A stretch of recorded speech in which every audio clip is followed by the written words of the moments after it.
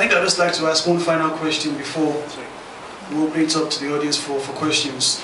In terms of success, I mean, you've achieved so much in your short life so far, and I'm sure you continue to do even greater things as you carry on with the foundation and with Hayes Holdings.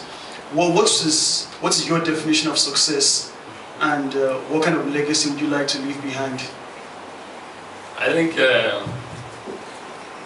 success is not just, to me, about wealth, about money. You need to have money to be comfortable. But so that money is good. But for me, it's also, I think, I've defined success at various stages of my life in different forms.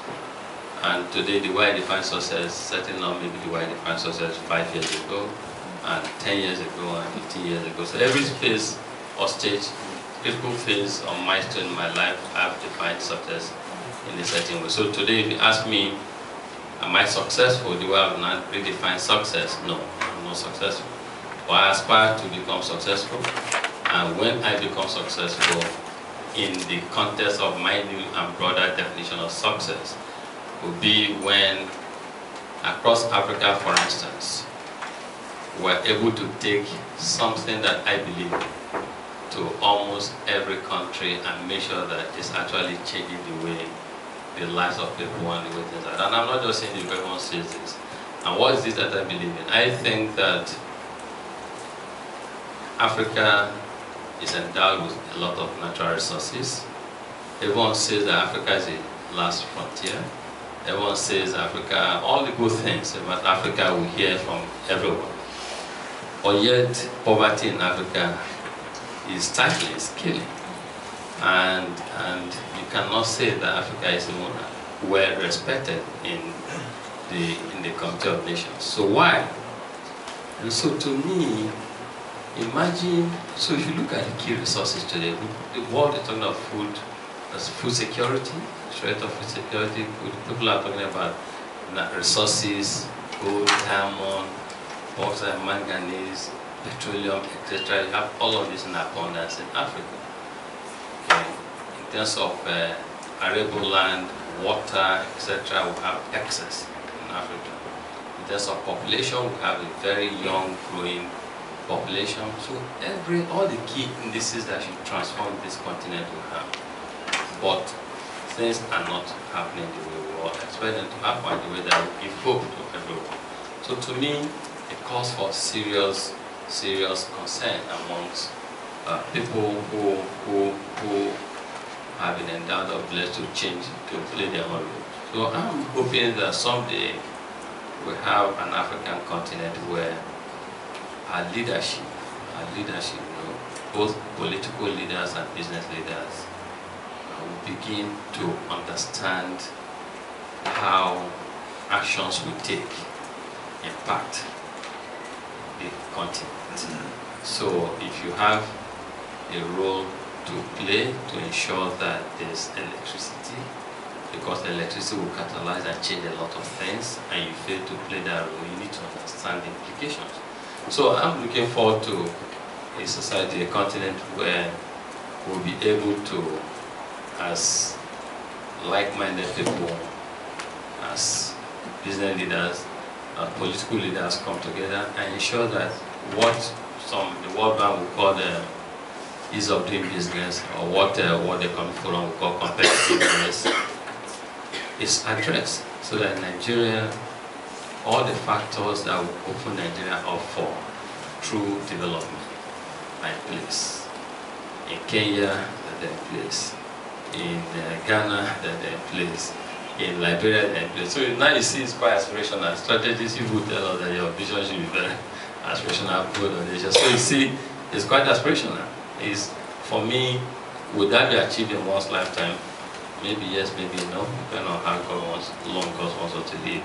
But I would like to see myself, or a course I'm associated with, to be described as successful when you can incorporate a company in Nigeria within 24 hours, where you can clear goods at the port within 48 hours.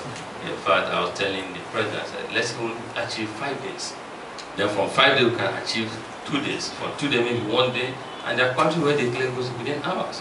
You know, but the point is that our leaders do not understand the economic relevance or strategic relevance of some of these seemingly little things. You know, so we need to heighten the awareness level and for people to begin to understand. I think it's a question to understand that if somebody got an oil block and you fail to give the final paper, to sign paper that will enable the person attract capital to the country, hire people, trade, do things, that you're actually killing the country and the economy. So for me, it's a new now. In terms of how generally people describe success, we'll never come back to it, or how I define success at times in the past. You know, it's to me is actually there's no other way to define it than how I feel now. It doesn't define the context of impact, in the context of transformation, in the context of real change, in the context of how we touch lives. And so for me, I've told colleagues, if we are going to make $1 billion profit and just solely ours, maybe let's do 600 or $500 million profit, but be very impactful and transformative in how we do things. So recently, you see the working with Kola. Yeah, I believe you all know Kola. I think not too long ago, but I found him to be a very resourceful Nigerian, well respected. So working with him, and we wrote to some 6 state governors in Nigeria, and I told them that in conjunction with my foreign friends, we'll be able to invest up to $500 million in agriculture, and so they should come back to us. And so I must say, all the governors got back within 48 hours. Within 48 hours. And so we commissioned Kola now to help look at the burial belts, the cash crops that can grow in those belts, and the crops we can produce and process, etc., so that we can take it to the next level. Now, agriculture will not give you a return that is more than, say, 8 to 11% or 8 to 12%. But just imagine how truly powerful, politically, economically, socially, we can become if we invested $500 million or close to that in agriculture across the continent of Nigeria and employing, for instance, maybe 1 million people. There are 1 million direct employment, or place of indirect employment, the feeder farms, etc., that would feed into it. It changes things. You sit in your house, for me, that is success, that is power. That's when you become, not just, for me, not just about 5-10%, about 30-40%. We would ask for that anywhere in the commercial, but it's more about impact that we make. So we decided to invest in Tanzania, the Matanga farm in Tanzania. Again, it's not because I've made money I know how to make money, I know the kind of investment that will give high returns. But it's more about the kind of impact, the way we impact and transform society, because we have the first level of poverty, we've broken it. So it's more of the impact going forward. So yes, anyway, that's how I see success. Thank you very much, sir. Ladies and gentlemen, Mr. Tony Elumelu.